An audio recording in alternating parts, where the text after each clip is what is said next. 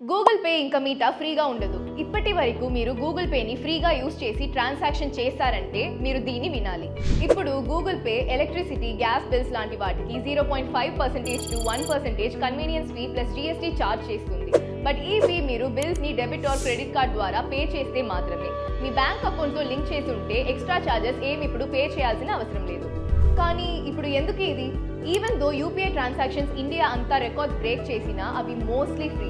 అందుకే UPI platforms like Google pay ఒక కొత్త రెవెన్యూ సోర్స్ కోసం చూస్తున్నారు. Phone pay and Paytm already convenience fee and platform fee charge చేస్తున్నారు అండ్ ఇప్పుడు గూగుల్ పే కూడా స్టార్ట్ చేసింది.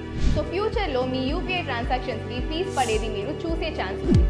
బేసిక్లీ మనం స్లోగా యూపీఐకి అలవాటు పడుతూ ఉంటే యూపీఐ ప్లాట్ఫామ్స్ కూడా వాళ్ళ బిజినెస్ మోడల్స్ ఫినాన్షియలీ స్టేబుల్గా ఉండేటట్టు ట్రై చేస్తున్నారు. ఇక్కడ ఒక హ్యాబిట్ రిలేటెడ్ ఫ్యాక్ట్ ఉంది. ఇండియాలో యూపీఐ ట్రాన్సాక్షన్స్ యాన్యువల్లీ 39% గ్రో అవుతుంది.